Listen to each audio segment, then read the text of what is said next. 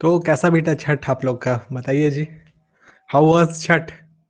अच्छा है, सेलिब्रेट हुआ ना?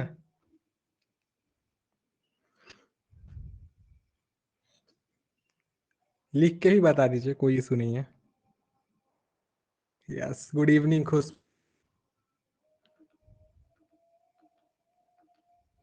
चलो ठीक। चलिए छठ, लेकिन छठ तो हुआ, लेकिन कम से कम प्रसाद भेज देना था ना मेरे लिए। हल्का गुड इवनिंग जी। छठ हुआ तो थोड़ा सा तो प्रसाद भेजना बनता था ना। प्रसाद आप लोग नहीं भेजे, हो गया ना गलत।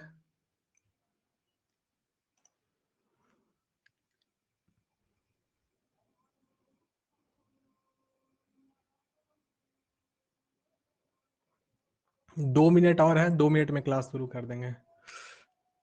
कोई बात क्यों नहीं कर रहे हैं जी? इतने बच्चे लोग हैं, अजीत हैं, आप हैं, आप हो शीतल, रूपा आप हो, खुशबू हो, सजिया, अलका, सब बच्चे लोग हैं, बताओ यार। Remind me later, remind me later. ठीक है, ये बताइए ऑडियो की क्वालिटी अच्छी जा रही है? यस नो में जवाब दीजिए। Okay okay. अरे अजीत बोल रहे हैं no.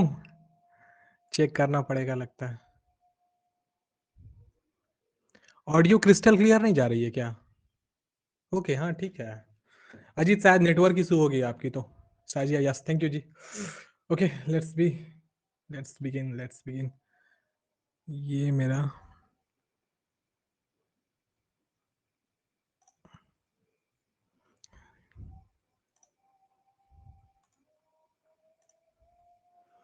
Okay, screen share ready है, देख लीजिए सभी लोग, कंफर्म कर दीजिए स्क्रीन को।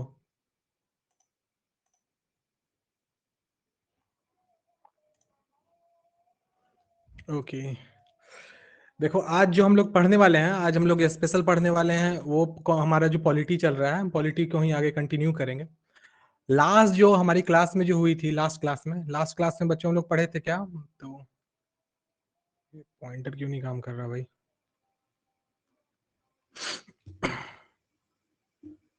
एक मिनट रुकना जी।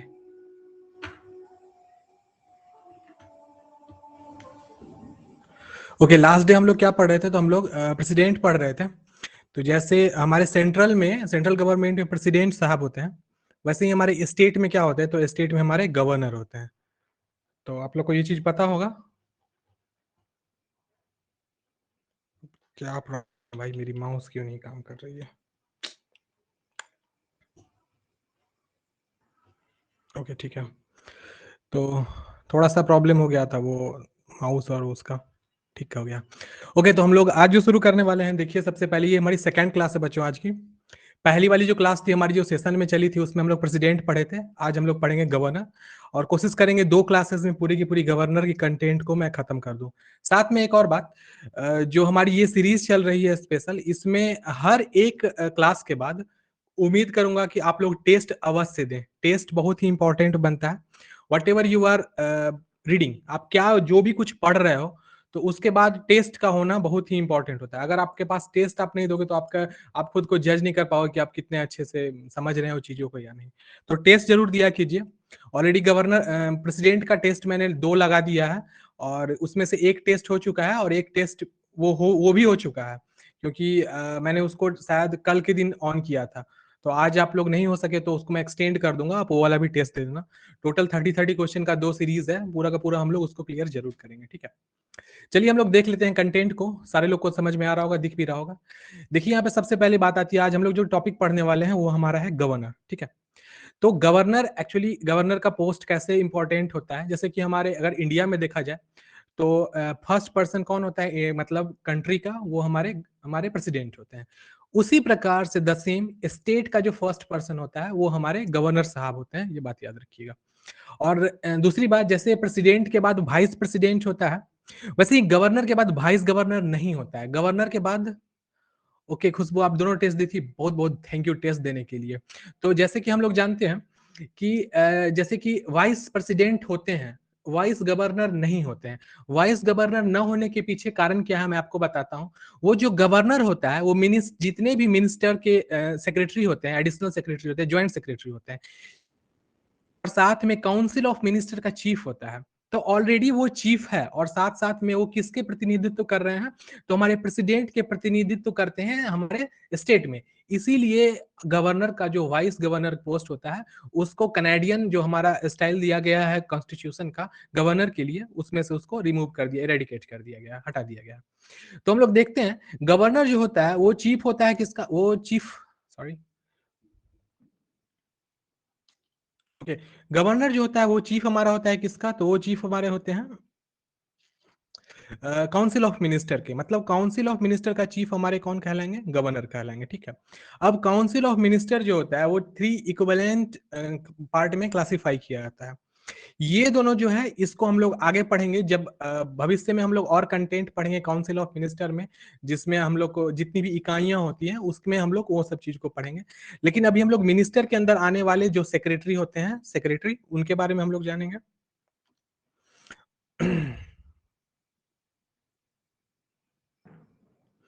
उसके बाद एडिशनल सेक्रेटरी, एडिशनल सेक्रेटरी के बाद हम लोग ज्वाइंट सेक्रेटरी। हम इन सब चीजों को आज नहीं, इस वाली क्लास में हम लोग कवर करने की कोशिश करेंगे। देखो तो ये हमारा बिहार का मतलब मैप है, आप इसमें देख सकते हैं। आप जिस भी डिस्ट्रिक्ट से हो बिहार में वो आपको पता चल जाएगा। हमारा बिहार एक्चुअली देखा जाए तो 9 इक्वल डिविजन्स में बटे हुए हैं। सारे डिविजन्स यहाँ अलग अलग कलर से मार्क किए हुए हैं। इसकी नोट्स की आपको पीडीएफ भी मिल जाएगी बच्चों, अगर आप चाहो तो उस पीडीएफ को हमारे ग्रुप से डाउनलोड कर सकते हो। साथ में वो अवेलेबल करा दी जाएगी आपकी टीचमेंट के ऐप पे भी। तो ये टोटल हमारे डिविजन्स हैं, आप इसको भी देख लेना, ये इंपॉर्टेंट बनेगा। तो चलिए हम लोग कंटेंट को शुरू करते हैं और देखते हैं गवर्नर चैप्टर को। उससे पहले हमारे यहाँ पर हैंडल्स हैं। ये हमारा फेसबुक हैंडल है, यहाँ पे टेलीग्राम हैंडल है, साथ में इंस्टाग्राम है, उसके बाद ट्विटर है यहाँ पर, उसके बाद हमारा व्हाट्सएप है। इन सब से भी आप हमसे वर्चुअली कनेक्ट हो सकते हैं। देखिए उसके बाद हम लोग कंटेंट को शुरू करते हैं। यार आज प्रॉब्लम, हाँ, गवर्नर को हिंदी में कहा जाता है क्या, राज्यपाल, ठीक है। जो भी हमारा स्टेट गवर्नमेंट का जो फंक्शन होता है वो इस प्रकार से इवेल्युएट किया जाता है, इस प्रकार से उसको हम लोग पढ़ते हैं। कौन कौन से उसके चार्ट है, उस चार्ट में हम लोग देखते हैं।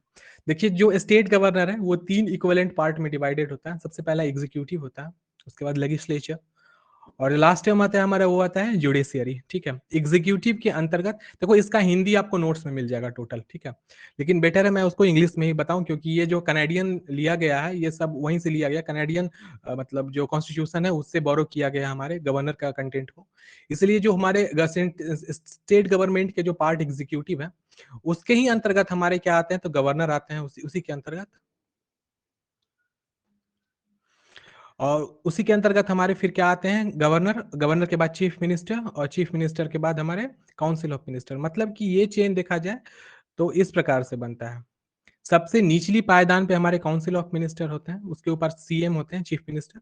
चीफ मिनिस्टर के ऊपर हमारे कौन होते हैं, गवर्नर, और उसके ऊपर हमारे एग्जीक्यूटिव्स होते हैं। एग्जीक्यूटिव किसका हिस्सा होता है, तो स्टेट गवर्नमेंट का हिस्सा होता है। द सेम लेजिस्लेचर के लिए भी फॉलो होता है। लेजिस्लेचर हमारा 2 पार्ट में डिवाइड होता है, upper house and lower house, आप इस चीज को जानते ही होंगे। लेजिस्लेटिव काउंसिल और लेजिस्लेटिव असेंबली। मतलब स्टेट लेजिस्लेचर जो होता है वो 2 पार्ट में डिवाइडेड होता है, स्टेट लेजिस्लेटिव काउंसिल और लेजिस्लेटिव असेंबली। जुडिशियरी को देखते हैं। जुडिशियरी हमारी इस प्रकार से डिवाइडेड है। जुडिशियरी हमारी सबसे पहले क्या आएगी, हमारी एक मिनट, थोड़ा लाइन पे आप लोग रहना, कुछ यहाँ प्रॉब्लम हो रही है, एक मिनट आप लोग होल्ड करना तो जी।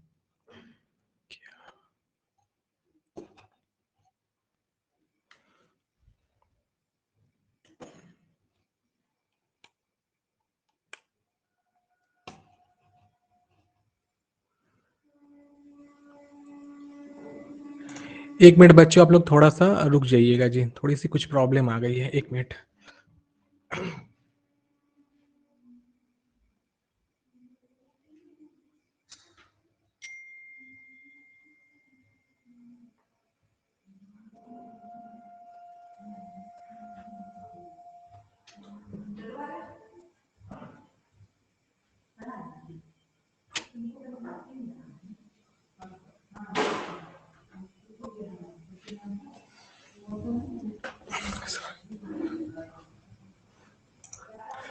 ओके बच्चों, एक्चुअली थोड़ी सी प्रॉब्लम हो गई थी हार्डवेयर रिलेटेड, वो मैंने हैंडल कर लिया है, वो ठीक हो गया है।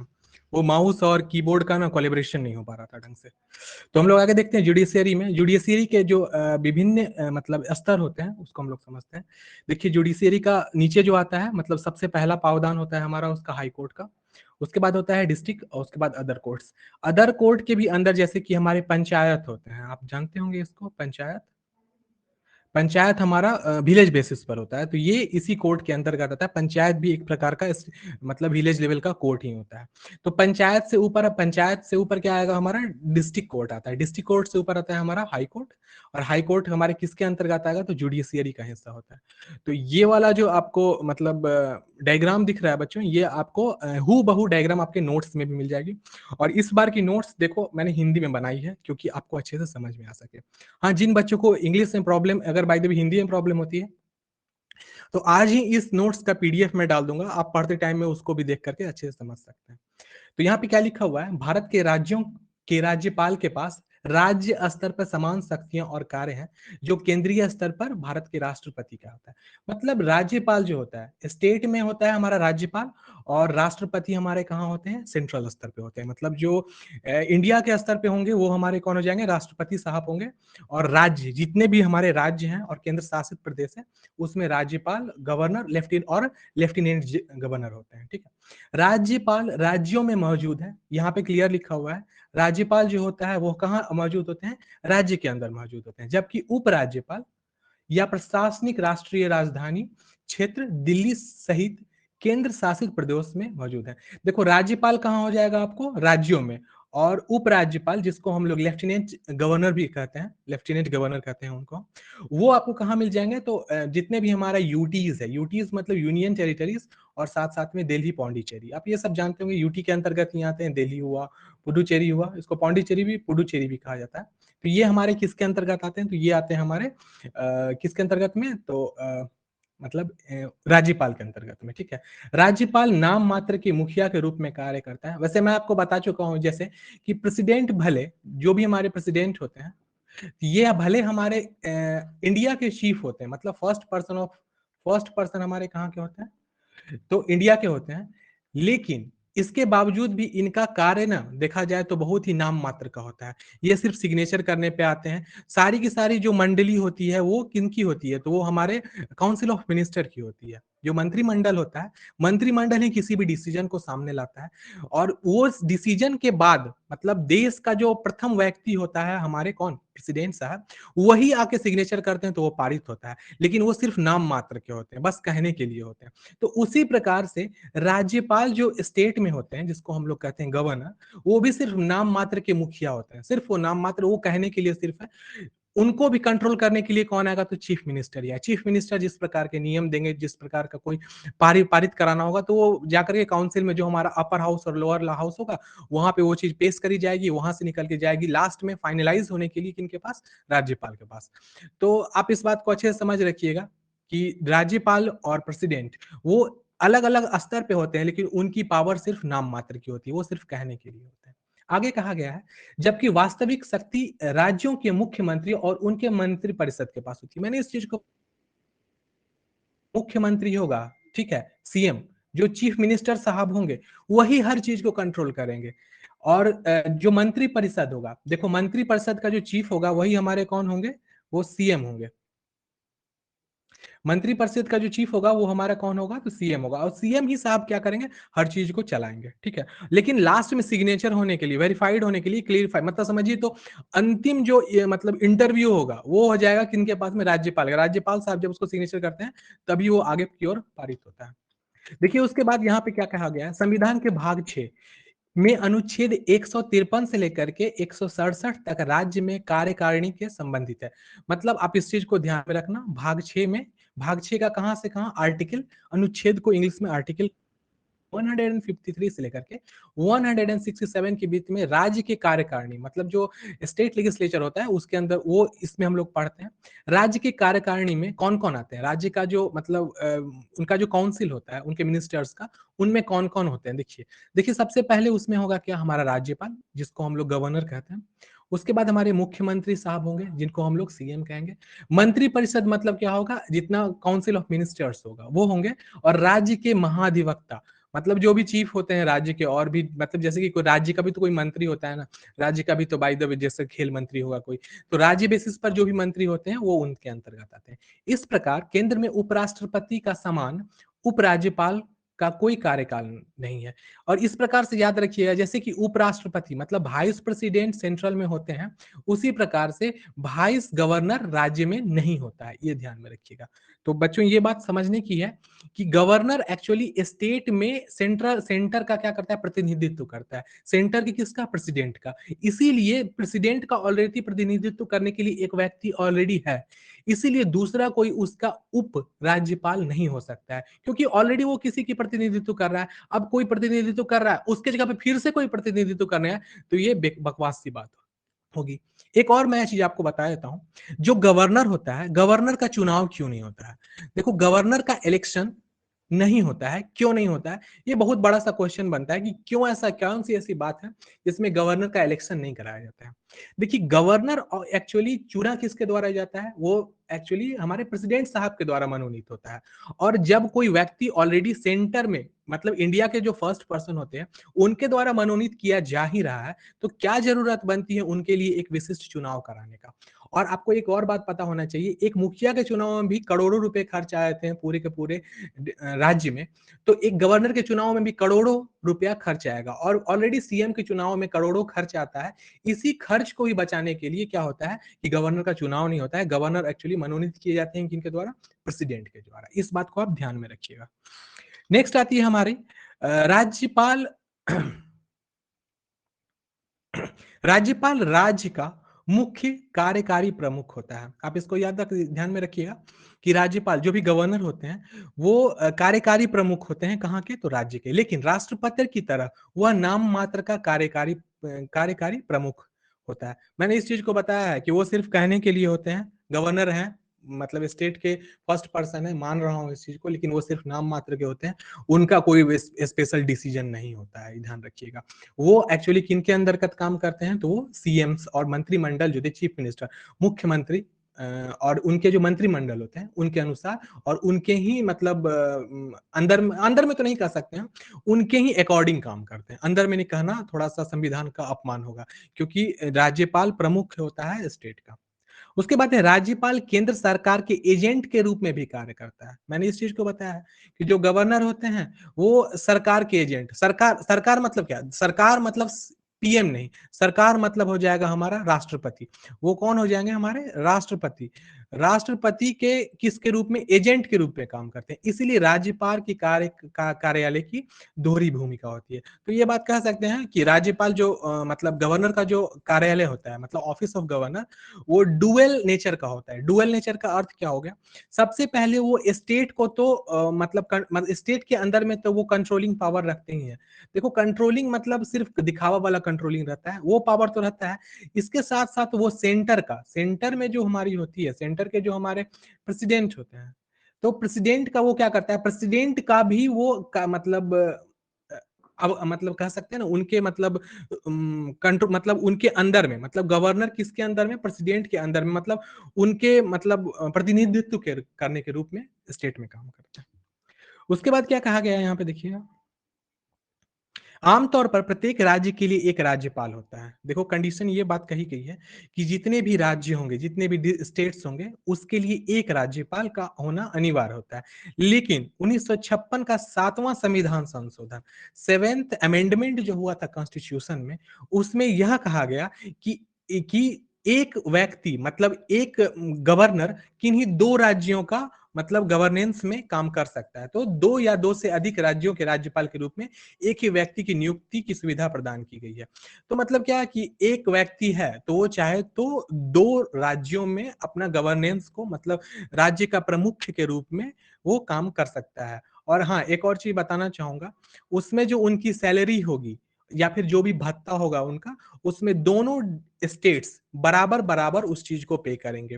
वैसे आपको बता देता हूँ कि जो गवर्नर की सैलरी होती है, वो स्टेट गवर्नमेंट के तरफ से आती है, ना कि सेंट्रल गवर्नमेंट। ये बात ध्यान में रखिएगा। और एक और बात कि बाय द वे एक ए नाम का व्यक्ति है जो गवर्नर है, वो किसी 2 स्टेट मतलब स्टेट 1 और स्टेट 2 का गवर्नर है। तो अगर बाय द वे इसकी सैलरी 3.5 लाख रुपीस है, तो इस 3.5 लाख में से 50% प्लस 50%, 50% प्लस 50% दोनों स्टेट को देना पड़ेगा। और बाय द वे यह व्यक्ति 3 राज्यों का अगर गवर्नर बन जाता है, तो 33% एलोकेशन होगा सभी राज्यों का, मतलब किस रूप में? सैलरी के रूप में। किनके लिए? हमारे गवर्नर साहब के लिए। उसके बाद यहाँ पे कुछ थोड़ा-सा डिफरेंसेस है, इस डिफरेंस को आप ध्यान से देखिएगा। एक प्रेसिडेंट किस प्रकार से गवर्नर से भिन्न होता है? प्रेसिडेंट के लिए आर्टिकल 52 से लेके 78 पार्ट 5 में मतलब चर्चा की गई है। उसी प्रकार से गवर्नर के लिए 153 से लेके 167 ये सब चीज़ महत्वपूर्ण तथ्य हैं, इसको याद रखना बहुत इंपॉर्टेंट होता है। तो वो किस पार्ट में आता है? पार्ट 6 के अंतर्गत आता है। उसके बाद है यूनियन एग्जीक्यूटिव जो होता है उसमें कौन-कौन होते हैं? तो काउंसिल ऑफ मिनिस्टर होते हैं, वाइस प्रेसिडेंट होते हैं, पीएम होते हैं और अटॉर्नी जनरल ऑफ इंडिया होते हैं। उसी प्रकार से स्टेट में कौन-कौन होता है? तो स्टेट में सबसे पहला हो जाएगा क्या? Governor and council of minister, उसके बाद CM and advocate general of state. यहाँ पे अटॉर्नी जनरल होते हैं, यहाँ पे एडवोकेट जनरल होते हैं। इन सब चीज़ों को भी हम लोग धीरे-धीरे करके पढ़ेंगे। किसी एक चीज़ को अभी डिफाइन करना पॉसिबल नहीं है क्योंकि अभी हम लोग किसको पढ़ रहे हैं? तो अभी हम लोग गवर्नर को पढ़ रहे हैं। यहाँ पे प्रेसिडेंट लिखा हुआ है। बच्चों ये प्रेसिडेंट नहीं होगा, ये हो जाएगा हमारा गवर्नर। आप इसको ध्यान में रखिएगा। ओके, नेक्स्ट हम लोग आते हैं राज्यपाल की नियुक्ति। जो गवर्नर हमारे होते हैं, उनकी नियुक्ति, उनका जो मतलब सिलेक्शन होता है, वो किस प्रकार से होता है? देखिए, राज्यपाल ना तो प्रत्यक्ष रूप से लोगों के द्वारा चुना जाता है और नहीं परोक्ष रूप से एक विशिष्ट रूप से गठित निर्वाचक मंडल द्वारा चुना जाता है, जैसे कि राष्ट्रपति के मामले में होता है। देखो, आपको पता होना चाहिए राष्ट्रपति का भी चुनाव नहीं होता है, उसी प्रकार से राज्यपाल का भी चुनाव नहीं होता है। राज्यपाल को कौन सेलेक्ट करता है? तो हमारे प्रेसिडेंट साहब मतलब जो राष्ट्रपति होते हैं वो सेलेक्ट करते हैं और प्रत्यक्ष रूप से। और हाँ, एक और चीज़ बात है, प्रेसिडेंट का जो चुनाव होता है वो अप्रत्यक्ष रूप से होता है किनके द्वारा? तो जितने भी असेंबली होती है मतलब लेजिस्लेटिव असेंबली के मेंबर एमएलए और एमपीज़ के द्वारा वो सेलेक्ट किए जाते हैं। जनप्रतिनिधि के द्वारा उनका सिलेक्शन होता है। उसी प्रकार से यहाँ पर जो राज्यपाल होते हैं, उनका सिलेक्शन किसी इलेक्शन के द्वारा नहीं होता है, वो मनोनीत किए जाते हैं। किनके द्वारा? तो प्रेसिडेंट के द्वारा। नेक्स्ट आता है हमारा, उसे राष्ट्रपति द्वारा अपने हस्ताक्षर और मुहर के तहत वारंट द्वारा नियुक्त किया था। ये बात मैंने बताया कि वो राष्ट्रपति साहब अपने हस्ताक्षर और ये हो जाएगा हमारा क्या बच्चों? सिग्नेचर। हिंदी में समझने इंग्लिश में समझने के लिए। और मुहर का अर्थ हो जाएगा सील। गवर्नमेंट का सील और साथ-साथ सिग्नेचर के कर देने पर उनकी नियुक्ति हो जाती है, वारंट द्वारा नियुक्ति। देखो ये वारंट, ये लैंग्वेज है, ये हमारा पॉलिटिकल लैंग्वेज है, कॉन्स्टिट्यूशनल लैंग्वेज कह सकते हैं। और इसी प्रकार से वो वारंट द्वारा नियुक्त किया जाता है। एक तरह से वह केंद्र सरकार के नॉमिनी भी होते हैं और जो सेंट्रल गवर्नमेंट होती है हमारे प्रेसिडेंट, उनके नॉमिनी के रूप में भी काम करते हैं। कहाँ में? तो स्टेट में काम करते हैं। उसके बाद संविधान का मसौदा सार्वभौमिक वयस्क मताधिकारों के आधार पर राज्यपाल के प्रत्यक्ष चुनाव के लिए प्रदान करता है, लेकिन संविधान सभा ने राष्ट्रपति द्वारा राज्यपाल की नियुक्ति की वर्तमान प्रणाली को निम्नलिखित कारणों से चुना है। अब इस चीज को समझने के लिए आपको एक कंडीशंस को देखना पड़ेगा। ये कंडीशन हमारी क्या है? राज्यपाल का जो प्रत्यक्ष चुनाव होता है वो राज्यों में स्थापित संसदीय प्रणाली के साथ असंगत है। देखो कहने का अर्थ क्या हुआ? राज्यपाल का अगर हम इलेक्शन कर देते हैं स्टेट में, तो स्टेट में ऑलरेडी स्टेट की जनता एक ऐसे व्यक्ति को चुन रही है जो सीएम के रूप में पोस्ट में आने वाला है। तो अब सोच लीजिए, एक व्यक्ति, दो व्यक्ति हो जाए, मतलब एक ए नाम का व्यक्ति हो जाए, एक बी नाम का। इसके लिए भी चुनाव में बहुत सारे लोग आएंगे, बहुत सारे लोग इनको वोट देंगे और इनको सीएम बना देंगे। और इनके लिए भी वही व्यक्ति, जो ये सेट ऑफ पीपल है, व्यक्ति आएंगे इनको भी वोट देने के लिए, और वोट देके इनको बना देंगे क्या? तो गवर्नर बना देंगे। तो भाई ये कन्फ्लिक्शन आ जाएगा। कन्फ्लिक्शन का अर्थ होता है विवाद। यह विवाद का बहुत बड़ा कारण बन जाएगा। ऑपोजिशन जो हमारे स्टेट में रहेगी वो लड़ पड़ेगी इस चीज के लिए। और समझ लीजिए ये मैटर हो सकता है, अगर ऐसा केस हो जाए तो मैटर हाई कोर्ट तक जा सकता है, सुप्रीम कोर्ट तक जा सकता है। लेकिन इसी झगड़े से बचने के लिए, इसी विवाद से बचने के लिए जो चुनाव होता है राज्यपाल का, इसको चुनाव के रूप में नहीं किया जाता है, ये वारंट द्वारा नियुक्त किया जाता है हमारे प्रेसिडेंट के द्वारा, सॉरी। उसके बाद है प्रत्यक्ष चुनाव के तरीके से राज्यपाल और मुख्यमंत्री के बीच टकराव पैदा होने की अधिक संभावना। मैंने इसको बताया कि अब देखो यहाँ पर ये व्यक्ति चुन रहे हैं सीएम को, और यहाँ भी व्यक्ति गवर्नमेंट को, तो भाई पता चलेगा यहाँ पे लोग भी लड़ लेंगे, और साथ में हमारा जो मंत्रिमंडल होगा, मंत्रिमंडल भी लड़ लेगा, और साथ में गवर्नर का जो पावर होगा, पता चलेगा एक शेर में, एक जंगल में दो राजा हो जाएंगे। तो ये दो राजा की कंडीशन ना आ जाए, इसीलिए ना उनका चुनाव नहीं होता है। जो हमारे गवर्नर होते हैं उनका चुनाव नहीं होता है, चाहे प्रत्यक्ष हो चाहे अप्रत्यक्ष हो। कोई एमएलए इनको नहीं चुनता है, कोई एमपी नहीं चुनता है, ये मनोनीत किए जाते हैं हमारे किन के द्वारा, तो प्रेसिडेंट के द्वारा। बार बार मैं इस चीज को इसलिए बताता हूं क्योंकि आपको याद हो जाए। उसके बाद राज्यपाल के रूप में किसी व्यक्ति की नियुक्ति के लिए संविधान केवल दो योग्यताएं निर्धारित करता है। देखो हमारे प्रेसिडेंट के लिए बहुत सारे अलग अलग योग्यताएं हुआ करती थी, लेकिन जो हमारे राज्यपाल होते हैं, गवर्नर होते हैं, उनके लिए सिर्फ दो ही योग्यता इंपॉर्टेंट है। कौन कौन सी योग्यता है? सबसे पहले देखिएगा यहाँ पर एक ट्री बना हुआ है, आप इसको ध्यान से देखिएगा। Governor of India eligible criteria. अब उनकी कौन कौन सी एलिजिबिलिटी होनी चाहिए? वैसे दो प्रमुख हैं, आगे और भी चीजें। सबसे पहला वो क्या होना चाहिए? सिटीजनशिप ऑफ इंडिया, उनके पास हिंदुस्तान की नागरिकता होनी चाहिए। उसके बाद है 35 ईयर ऑफ एज और मोर, और कम से कम उनके पास, उनकी उम्र 35 साल या फिर उससे ऊपर होनी चाहिए। ना उनको एमपी, यहाँ पे हो जाएगा एमपी और एमएलए नहीं हो सकते हैं वो, या फिर किसी भी लाभ के पद पर वो न रहे, तो वो एलिजिबल है, वो लायक है कि वो गवर्नर बन सकते हैं। उसके बाद यहाँ पर वही चीज हिंदी में मैं बता रहा हूँ, वह भारत का नागरिक होना चाहिए, नंबर 1। उसके बाद उसे 35 वर्ष की आयु पूरी करनी चाहिए थी। राज्यपाल के और भी चीज है, एमएलए और एमपी, तो ये सब चीज सब्सिडियरी में आता है, ये थोड़ा हायर लेवल का आता है, लेकिन ये प्रमुख होते हैं बच्चों, ये ध्यान में रखिएगा। राज्यपाल के कार्यालय की शर्तें, संविधान राज्यपाल के कार्यालय के लिए निम्नलिखित शर्तें निर्धारित करता है। अब शर्तें उनके लिए क्या है? वह संसद की किसी भी सदन या राज्य विधानमंडल के किसी सदन का सदस्य नहीं होना चाहिए। यही बात आ गई यहाँ पर कि उनको एमएलए या एमपी नहीं होना चाहिए। उसके बाद है कोई लाभ का पद नहीं होना चाहिए, ऑफिस ऑफ प्रॉफिट नहीं होना चाहिए उनके पास, मतलब किसी प्रकार से उनको सब्सिडियरी स्टेट गवर्नमेंट या सेंट्रल गवर्नमेंट के द्वारा नहीं मिलनी चाहिए। वह अपने आधिकारिक निवास राजभवन के उपयोग के बिना किराए के भुगतान का हकदार है। कहने का अर्थ ये है कि जैसे हमारे गवर्नर प्रेसिडेंट होते थे, प्रेसिडेंट राष्ट्रपति भवन में रहते थे, और राष्ट्रपति भवन में उनको 1 रुपया भी वहां का किराया नहीं देना पड़ता था, उनको सिक्योरिटी के लिए भी 1 रुपया नहीं देना पड़ता था। उसी प्रकार से जो हमारे गवर्नर होंगे, हाँ गवर्नर होंगे, राज्यपाल जो होंगे, वो राजभवन में निवास करेंगे। राजभवन मतलब स्टेट लेवल पे होता है, और उनका उसको कोई किराया नहीं देना पड़ेगा। आगे की बात है, जब एक ही व्यक्ति दो या दो से अधिक राज्यों के राज्यपाल के रूप में नियुक्त किया जाता है, तो देय परिलब्धियों और भत्तों को राष्ट्रपति द्वारा निर्धारित अनुपात में राज्य द्वारा साझा किया जाता है। मैं इसको भी तुरंत बताया हूं कि अगर कोई व्यक्ति दो या दो से अधिक राज्यों का गवर्नर बन के नियुक्त हो गया है, तो दोनों राज्यों को उनके सैलरी, उनका जो भत्ता होगा, उनका जो खर्चा होगा, उन पे होने वाला जितना भी खर्चा होगा, उसको बराबर रूपी में, मतलब क्या, यहाँ पे अनुपात के रूप में, मतलब इक्वल रेशियो में उसको डिवाइड करना पड़ेगा। 3 राज्य का है तो 33% और अगर 33.33% होगा, और 2 राज्य हो तो 50-50 करके उनका डिवीजन होगा। किस में? भत्ता के रूप में। भत्ता मतलब उनको जो भी खर्चा वगैरह बनता है। आप यहाँ पे लेफ्ट साइड में, राइट साइड में देख सकते हैं, ये हमारा गवर्नर हाउस है, आप इसको कह सकते हैं गवर्नर, सॉरी, ये हमारा राज्यपाल का हाउस है, घर है। आप इसको शायद देख लीजिएगा, पटना कभी जाओगे तो आपको ये दिख सकता है, अच्छे से दिख जाएगा।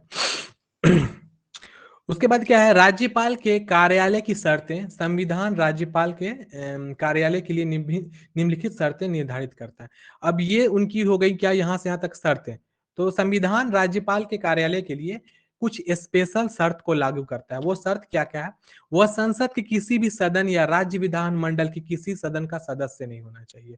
दोनों जो होता है, राज्य विधान मंडल और मतलब सदन, उसके वो सदस्य नहीं होने चाहिए। उसके बाद क्या है, उसे लाभ का कोई पद हाथ से नहीं रहना चाहिए, मतलब ऑफिस ऑफ प्रॉफिट नहीं होना चाहिए। उसके बाद है, वह अपने आधिकारिक निवास राजभवन के उपयोग के लिए बिना किराए भुगतान का अधिकार है उनके पास। चलिए, ये बात भी मैं ऑलरेडी बता चुका हूँ। जब एक ही व्यक्ति 2 या 2 से अधिक स्टेट में रहता है तो क्या हो सकता है, उनको बराबर मतलब उनको जो रेशियो में बाँटा जाता है, उनके अलाउंस को, खर्चे को या फिर उनके भत्ते को। अब क्या है, राज्यपाल के कार्यालय का कार्यकाल कितने साल का होता है बच्चों? तो ये हमारे 5 साल का होता है। ये मोस्ट इंपोर्टेंट है, राज्यपाल में इससे रिलेटेड ये वाला क्वेश्चन बार-बार देखा गया है कि राज्यपाल का कार्यकाल कितने दिन का होता है, तो वो 5 सालों के लिए होता है। अब राज्यपाल की शक्तियाँ और उनके कार्य, अब उनका हम लोग पावर देखेंगे और उनका वर्क देखेंगे। देखिए, उनके पास ये सब पावर होती है, सबसे पहले फाइनेंशियल पावर, उसके बाद एग्जीक्यूटिव पावर। देखिए, उनके पास 3 इंपॉर्टेंट पावर है, सबसे पहला फाइनेंशियल पावर, उसके बाद एग्जीक्यूटिव पावर, उसके बाद लेजिस्लेटिव पावर। ये उनके पास 3 पावर होती हैं। अब देखिए, राज्यपाल की शक्तियाँ और कार्यों का अध्ययन निम्नलिखित शीर्षकों के अंतर्गत किया जाता है। वो कौन-कौन से हैं? देखिए, सबसे पहला आएगा हमारा कार्यकारिणी शक्तियाँ। वो क्या-क्या होता है? राज्यपाल की कार्यकारी शक्तियाँ और कार्य। अब ये क्या-क्या हैं, समझिए इसको। किसी राज्य की सरकार के सभी कार्यकारी कार्य औपचारिक रूप से उनके नाम पे किए जाते हैं। जैसे अब मैंने आपको बताया था, याद कीजिएगा, जब गवर्नर हम लोग प्रेसिडेंट पढ़ रहे थे कि ऑगस्टा वेस्टलैंड हेलीकॉप्टर का जब डील हुआ था, तो भले ही हिंदुस्तान की जो काउंसिल ऑफ मिनिस्टर है, मंत्रिमंडल है, उन्होंने इस चीज का निर्णय लिया था कि हम लोग फ्रांस से अगस्टा वेस्टलैंड हेलीकॉप्टर मंगाएंगे। लेकिन अंत में जब सिग्नेचर करने की बारी आई थी, तो सिग्नेचर करने के लिए कौन खड़े हुए थे? तो हमारे प्रेसिडेंट साहब खड़े हुए थे। उसी प्रकार से राज्य सरकार में कोई भी कार्यकारिणी कार्य होगा, कोई भी ऑफिशियल वर्क होगा, तो वो लास्ट में ना सिग्नेचर होने के लिए किनके पास जाएगा? गवर्नर के नाम पे जाएगा, और गवर्नर का ही सिग्नेचर और सील उसमें आएगा। उसके बाद क्या है, वो राज्य सरकार के व्यवसाय के अधिक सुविधाजनक लेन-देन और उक्त व्यवसाय में मंत्रियों के बीच आवंटन के लिए नियम बना सकते हैं। मतलब जो भी नियम कानून होगा, देखो वो नियम कानून भले काउंसिल ऑफ मिनिस्टर ही देगा, किनको? गवर्नर को, कि भैया ये सब नियम को लागू करना है, लेकिन वो नियम लागू परोक्ष रूप से किनके द्वारा होगा? तो हमारे गवर्नर के द्वारा होगा। वही नियम को लाए हैं कि फलाना नियम डाला जाएगा। अब इमेजिन कीजिए, आपको मैं बताता हूँ, बिहार में अल्कोहल बैन हुआ था। अल्कोहल बैन करने के लिए नीतीश सरकार ने जो मतलब काउंसिल ऑफ मिनिस्टर है, मंत्रिमंडल है, वहां उन्होंने बात करी होगी, और वो मंत्रिमंडल के पास जब वो बात रखी गई होगी, तो मंत्रिमंडल उसको क्या किया होगा? 2/3, 2/3 में मतलब कि मत की संख्या से वो पारित हुआ होगा। उसके बाद वो जो मतलब बिल होगा, वो बिल गया होगा किसके पास में? गवर्नर के पास में। फिर गवर्नर ने उस पे सिग्नेचर किया होगा कि हाँ, देश में अल्कोहल वाइन का मतलब कंजम्पशन को रोका जाए या फिर उस पर रोकथाम कर दिया जाए। तो ओवरऑल देखा जाए तो कोई भी नियम कानून होगा तो वो किनके द्वारा पारित किया जाएगा? तो गवर्नर के द्वारा किया जाएगा। उसके बाद क्या है, वह देखिए, ये नाम मात्र के व्यक्ति हैं, लेकिन इनके पास शक्तियां बहुत सारी होती है, ध्यान में रखिएगा इस चीज को। देखियो, वो कौन किन की नियुक्ति करते हैं। सबसे पहले जो मुख्यमंत्री होंगे, मुख्यमंत्री का जब शपथ ग्रहण होता है तो वो उनकी नियुक्ति करते हैं। राज्य के जो महाधिवक्ता होते हैं, उनकी नियुक्ति वो करते हैं। चुनाव आयुक्त, इलेक्शन कमीशन की नियुक्ति कौन करते हैं? तो वो हमारे गवर्नर साहब ही करते हैं। और राज्य लोक सेवा आयोग, जो हमारा बीपीएससी होता है, आप इसको जानते हैं, स्टेट पब्लिक सर्विस कमीशन, उसके भी जो अध्यक्ष होते हैं, उनका भी जो देखो, यूपीएससी हो गया सेंटर में, यूपीएससी के अध्यक्ष की चयन कौन करते हैं? प्रेसिडेंट करते हैं।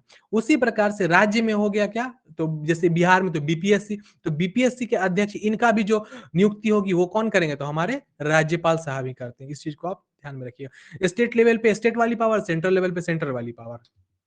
वह मुख्यमंत्री से राज्य के मामले और प्रशासक और कानून के प्रस्तावों से संबंधित कोई भी जानकारी मांग सकते हैं। देखिए, राज्यपाल के पास इतनी शक्तियां होती हैं कि अगर बाय द वे सेंटर से, प्रेसिडेंट के तरफ से अगर ऐसा ऑर्डर आता है कि आपके राज्य में किस प्रकार की बातें चल रही है, किस प्रकार का कानूनी प्रस्ताव चल रहा है, या फिर प्रशासनिक इकाइयां किस प्रकार से काम चल रही है, तो इसके लिए वह जानकारी चाहेंगे गवर्नर साहब, तो मुख्यमंत्री से डायरेक्टली मांग सकते हैं। या फिर सेंटर से जो पैसा आता है स्टेट को डेवलप करने के लिए, वो भी, उसके भी बारे में पूछना अगर चाहें, तो किनसे? मतलब हमारे जो गवर्नर रहेंगे, वो मुख्यमंत्री से पूछ सकते हैं और उनकी मंत्रिमंडल से पूछ सकते हैं कि जो पैसे खर्च हुए हैं, उनका जो आवंटन हुआ है, वो कहाँ हुआ है, किस प्रकार से हुआ है। और ये एक्चुअली किस रूप से समझो, तो एक चेन बनता है। जो हमारे प्रेसिडेंट होते हैं, ये अपने अंदर में, अपने रखते हैं गवर्नर को। गवर्नर अपने अंदर में मतलब गवर्नर एक कंट्रोलर मालिक के रूप में रहता है, लेकिन ये किसके अंतर्गत में रहते हैं? ये हमारे सबसे पहले काउंसिल ऑफ मिनिस्टर सबसे पहला, और दूसरा हमारे कौन हो जाएंगे? सीएम। और उसके साथ में क्या? असेंबलीज, जो भी असेंबली होती है वो।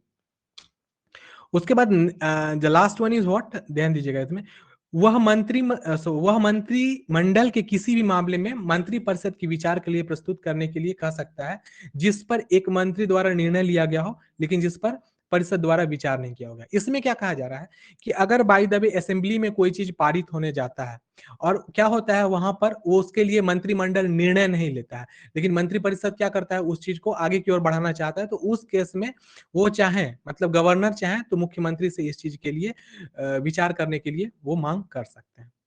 उसके बाद क्या है, वह राष्ट्रपति को किसी राज्य में संवैधानिक आपातकाल लगाने की सिफारिश भी कर सकता है। ये क्वेश्चन, ये वाला पॉइंट को मार्क कीजिएगा, ये मार्केबल पॉइंट है। मार्केबल पॉइंट किस तरीके से कि राष्ट्र, देखिए कभी भी किसी राष्ट्र राज्य में अगर प्रेसिडेंट रूल लगाना हो तो उसके लिए गवर्नर साहब ऐसा नहीं बोल देंगे कि भाई आओ प्रेसिडेंट रूल लगा दो। प्रेसिडेंट रूल लगाने के लिए गवर्नर को अपने ही ऐसा जो पावरफुल व्यक्ति है सेंटर में, मतलब प्रेसिडेंट के पास इस चीज को डायरेक्ट भेजना होगा कि इस स्टेट में जो प्रशासनिक जो काम चल रहा है या फिर आधिकारिक रूप से जो मंत्रिमंडल है वो ढंग से काम नहीं कर रहा है, इस केस में आप चाहें तो यहाँ पर मतलब प्रेसिडेंट रूल लगा सकते हैं। तो प्रेसिडेंट रूल के लिए सीएम नहीं सिफारिश करते हैं बल्कि गवर्नर सिफारिश करते हैं। उसके बाद हमारी आती है विधायी शक्तियां। विधायी शक्तियां कौन कौन सी है देखिएगा। राज्यपाल राज्य विधान मंडल का अभिन्न अंग होता है। उस क्षमता में उसके पास निम्नलिखित विधीय शक्तियां और कार्य हैं। कौन कौन से कार्य हैं? वह राज्य विधान मंडल को बुला सकता है या उसका सत्रावसान कर सकता है। मतलब सत्रावसान का हिंदी होता है उसको डिसमिस करना, ठीक है। और राज्य विधानसभा को भंग भी कर सकता है। उसके बाद है वह विधायिका में लंबित विधेयक के संबंध में या अन्यथा राज्य विधान मंडल या सदन या सदनों को संदेश दे सकता है। इसका अर्थ क्या हुआ? वो विधानमंडल को क्या कर सकता है, किसी प्रकार का संदेश, मतलब किसी चीज को शुरू करना है या बंद करना है, उसके लिए वो नोटिफिकेशन भी जारी कर सकता है। उसके बाद है वह राज्य विधानसभा के किसी भी सदस्य को उसके कार्यवाही की अध्यक्षता करने के लिए नियुक्त कर सकता है। मतलब राज्य विधान सभा जो होती है उसके किसी एक मेंबर को वो उसके अध्यक्ष भी बना सकता है किसी भी विशिष्ट रूप से।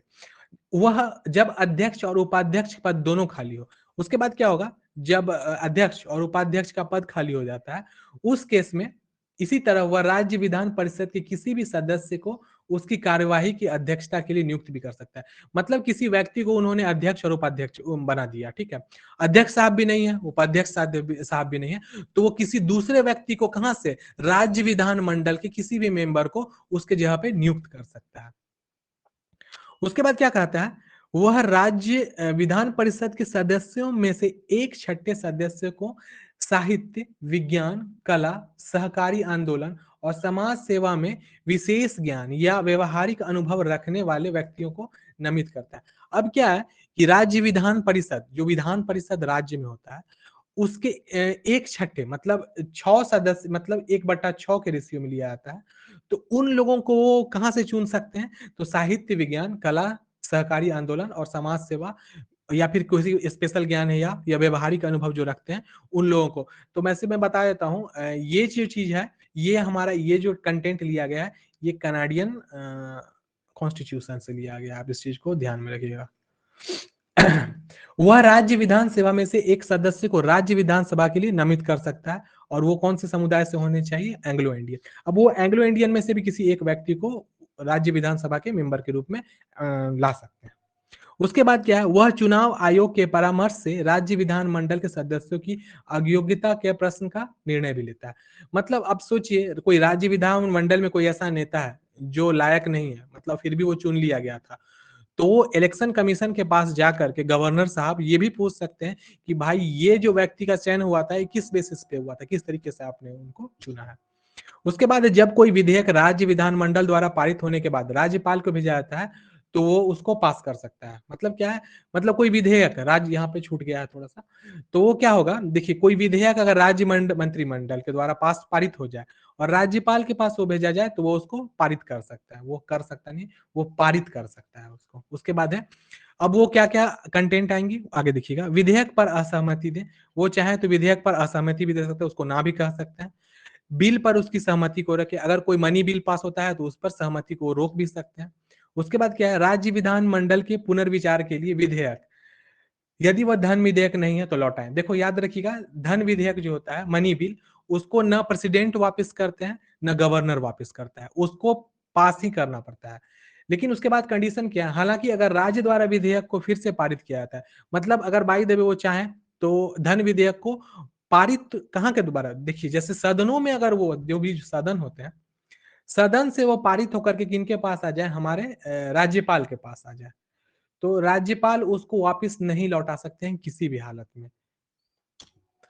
उसके बाद है लास्ट वाला पॉइंट है हमारा, जब राज्य विधायिका का सत्र नहीं चल रहा हो तो वह अध्यादेश जारी कर सकता है।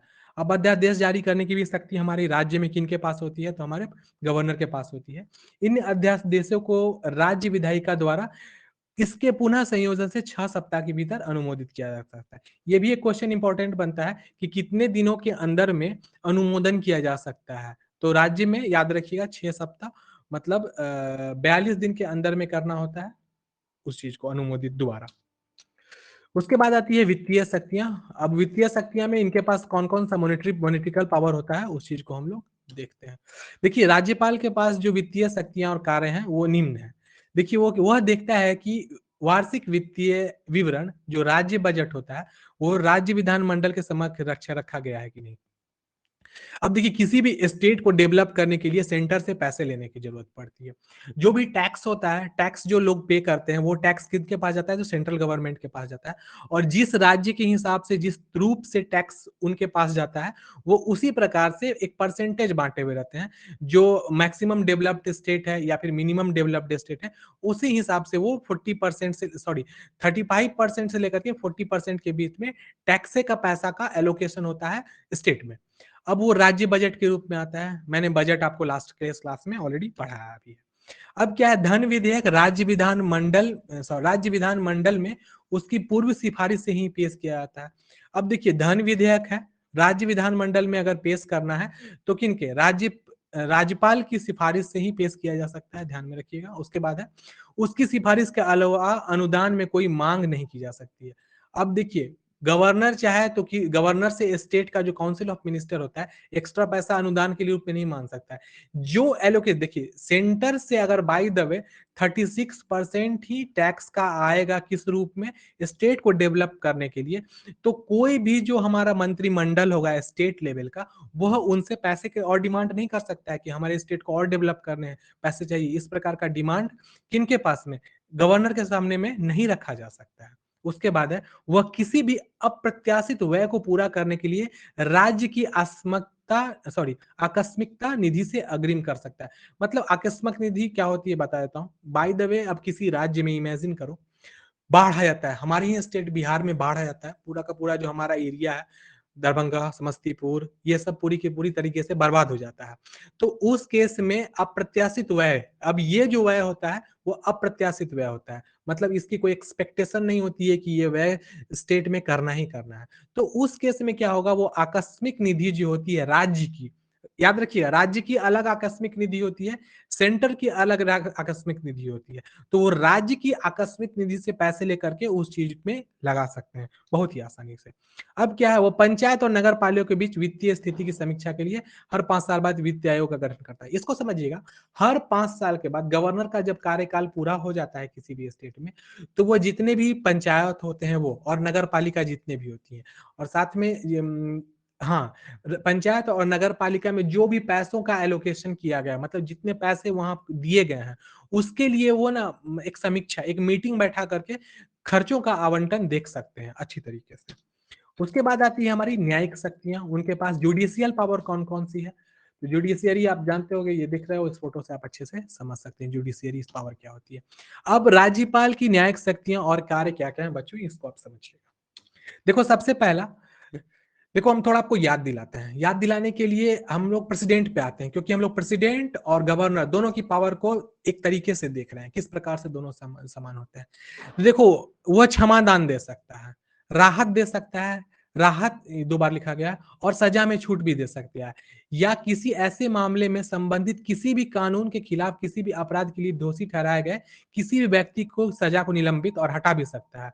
वह वर्क भी करते हैं। अब देखो ये क्या है, देखो मृत्यु दंड का सजा प्रेसिडेंट साहब दे सकते हैं, और मृत्यु दंड की सजा को प्रेसिडेंट साहब ही हटा सकते हैं। लेकिन उसके परोक्ष में जितनी भी सजाएं होती है, जैसे कि आपका एक्सटॉर्शन हुआ, लूटपाट हुआ, या फिर किसी का मतलब और भी जो स्टेट लेवल का क्राइम होता है, जिसमें हत्या की बात नहीं, हत्या के अलावा जितने भी क्राइम होते हैं, उसमें चाहे तो राज्यपाल छूट दे सकते हैं। लेकिन अगर बाय द वे ऐसा हो जाए, स्टेट कोर्ट अगर किसी व्यक्ति को मृत्यु दंड की सजा सुनाता है, तो वह राज्यपाल के पास जाता है। तो राज्यपाल इसको ना खंडित नहीं कर सकता है। तो राज्यपाल को उसको सेंटर में प्रेसिडेंट के पास भेजना पड़ेगा, और उस मृत्यु दंड को खत्म कर सकते हैं। राज्यपाल के पास मृत्यु दंड को खत्म करने की कोई प्रावधान नहीं होता है। अन्य कोई भी सजा को वो आगे बढ़ा सकते हैं, सजा कम कर सकते हैं। फीमेल है, उससे कोई गलत क्राइम हो गया, हाइनियस क्राइम हो गया, किसी का मर्डर हो गया, तो ऐसा हो सकता है कि उसको 10 साल के कारावास के बजाय 2 साल या 3 साल के कारावास पे भी डाला जा सकता है। अगर कोई बच्चा है अंडर 18 या 18 साल से कम का है, उससे किसी जघन्य अपराध हो जाता है, तो वो चाहे तो उनको बाल कल्याण के को भी सौंप सकते हैं, या सभी छोटा मोटा उसको सजा दे सकते हैं। तो ये सब पावर राज्यपाल के पास होती है। राज्यपाल किसी by the way military court से कोई आदमी अगर दोषी कोर्ट मार्शल कर दिया जाता है, तो उसको भी नहीं हटा सकते हैं, ये बात ध्यान में रखिएगा। अब क्या है, संबंधित राज्य उच्च न्यायालय के न्यायाधीशों की नियुक्ति करते समय राष्ट्रपति द्वारा उनसे परामर्श लेते हैं। देखो यहाँ पे जो लिखा हुआ है, ये दूसरे तरीके की हिंदी में थोड़े से आपको मिल सकता है। आपको थोड़ा सा ये टफ लैंग्वेज, ये बुकिश लैंग्वेज है, मैं इसको अपने भाषा में समझाता हूँ।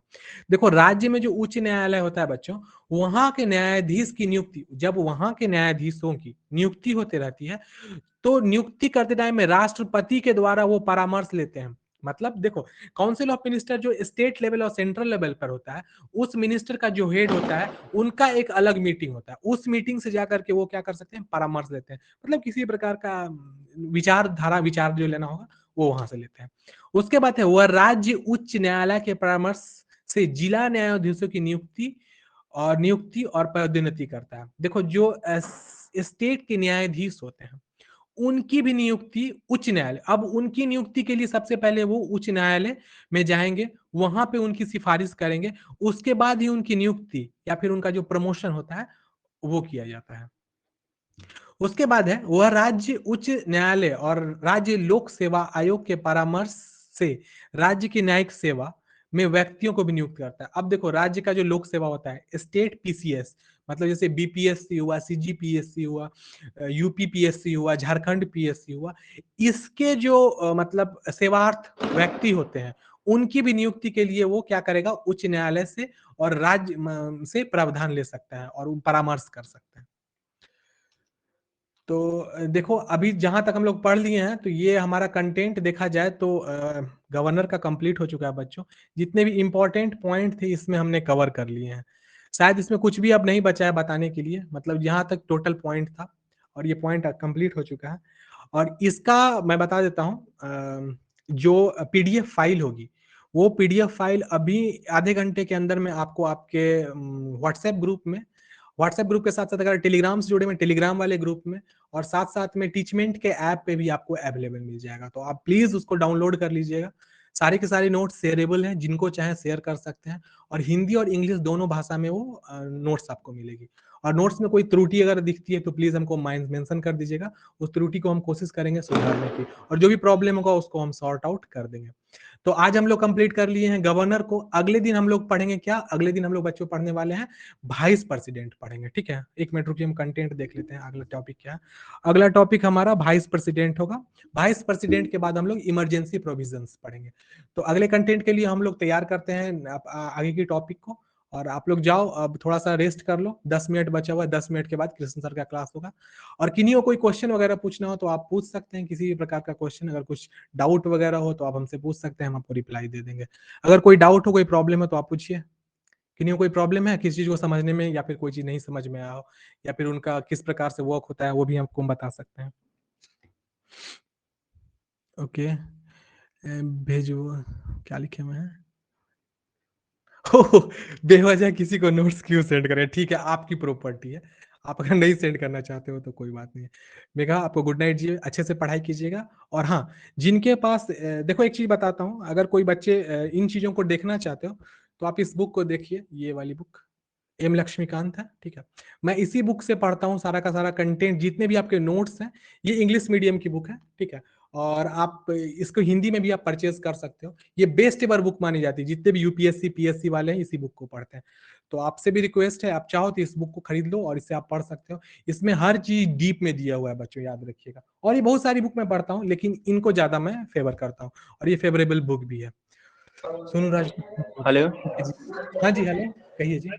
are you getting me, sir? Okay, yeah, Krishnan sir. Okay, why you are Hmm. not seeing me? I'm not seeing you.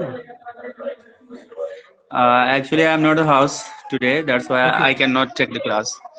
So just okay, inform you are all not the going to take students class today. that I cannot attend class of today. Okay, okay, no problem, sir. No problem, no problem. I will tell the From students tomorrow it each and everything. will continue. Okay, from tomorrow it will continue. Okay बच्चों, तो आप लोग शायद सुन रहे होंगे, Krishna sir कह रहे हैं कि कल से वो आपकी क्लास को ज्वाइन कर पाएंगे, क्योंकि आज वो बहुत ज़्यादा व्यस्त हैं और घर पे भी नहीं है, ठीक है? तो आ, आप लोग थोड़ा सा और कुछ हेलो, कहना चाहें तो कहिए सब सर। लोग आप लोग सुन रहे हैं? हाँ, नहीं, हाँ सब हाँ, लोग सभी आप लोग बच्चे सुन सुन ही रहे रहे हैं हो, सर। ठीक है? हाँ हाँ, तो सुन रहे हैं अभी सर। ऐसा है ना कि मैं आउट ऑफ द हाउस हूँ और घर पे मैं अभी जा भी नहीं सकता राइट नाउ। तो मुझे वैसे आज निकलना है क्योंकि कल मॉर्निंग में मेरा इंस्टीट्यूट भी है। ओके तो ओके। इट्स नॉट पॉसिबल कि मैं सिर्फ 8 मिनट में घर पे पहुंच के क्लास स्टार्ट कर सकूँ। घर पर जाते जाते मुझे 11 बज जाएंगे, ठीक है? डेफिनेटली सर, तो डेफिनेटली। आप लोगों का जो भी क्लास रेस्ट होगा या जो भी हम लोग कल नहीं पढ़ेंगे, संडे को हम लोग क्लास ओपन रखेंगे। और उस दिन जो भी कल का आप लोगों का आज का जितना भी छूट गया है वो सब कुछ संडे को एक्सप्लेन कर दिया जाएगा। आई होप सो कि आप लोग समझ पा रहे होंगे। और जो भी लोग आपके फ्रेंड्स हैं या फिर जो सिर्फ मेरे ही क्लास अटेंड करते हैं, ठीक है, तो उन लोगों को आप लोग एक बार प्लीज मैसेज कर दीजिएगा और just inform. By the way, I left message in groups, तो अगर वहां से जानकारी मिल जाती है दैट्स कूल, अगर नहीं मिल पाती है तो ये चीजें थोड़ा सा बता दीजिएगा। Well, thank you. तो सर मैं निकलता हूँ, थोड़ा सा मुझे जाना है, ठीक है? Right, I am completely busy. ठीक है सर, कोई फ्रॉम बात नहीं है। Tomorrow thank I you will sir. Continue. Okay, thank you sir, welcome sir. Okay sir, bye sir. Okay, bye bye, bye bye जी। तो बच्चे लोग, जितने लोग आप लोगों ने देख लिया, सर थोड़ा बिजी हैं आज, तो प्लीज, कभी कभार हो जाता है ऐसा, हम लोग भी बिजी हो जाते हैं। तो आज शायद सर बिजी हैं, तो आज सर क्लास नहीं ले रहे हैं। तो आप लोग एक काम करना, आज घर के लिए सर को छोड़ दीजिए। आप लोग जाओ घर पे बढ़िया से पढ़ो। नोट्स अभी तुरंत मैं आपको अपलोड कर देता हूँ ग्रुप में, आप लोग देख लीजिएगा नोट्स को, ठीक है? और किन्हीं से भी कोई भी प्रॉब्लम हो तो आप लोग, एक चीज बता दे रहा हूँ, आप लोग क्वेश्चंस क्यों नहीं ला रहे हो यार? मेरे को एक चीज समझ में नहीं आती, मैं इतना डीपली पढ़ता हूँ आपके लिए, आप क्वेश्चंस लाओ प्लीज, आपसे रिक्वेस्ट है।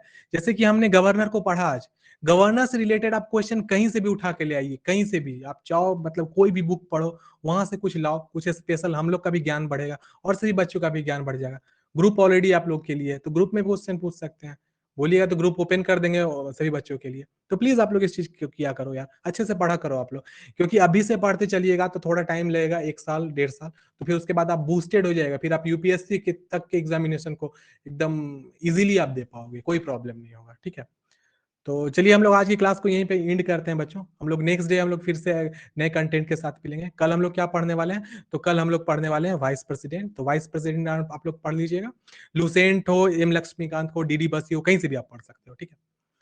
तो आज के लिए इतना ही, पीस आउट। हम लोग नेक्स्ट क्लास में मिलते हैं, तब तक के लिए बाय बाय। सही बच्चे लोग, आप लोग जाओ पढ़ाई करो, ठीक है? जितने ही बच्चे हैं, खुशबू, साजिया, मेघा, सोनू राजपूत, नीतीश कुमार, ऋचा, संगम, जितने ही बच्चे हैं, आप लोग अच्छे से पढ़ाई करिए जी, ठीक है?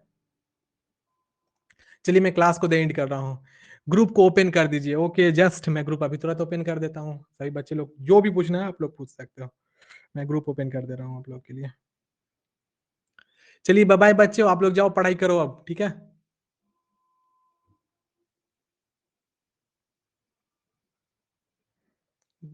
उधर कौन है भाई, कहाँ गया ग्रुप अपना?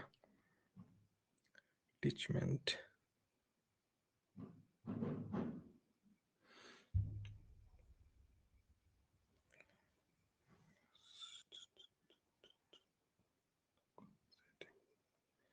ग्रुप खुला हुआ है भाई, बच्चों के लिए ग्रुप तो खुला हुआ है।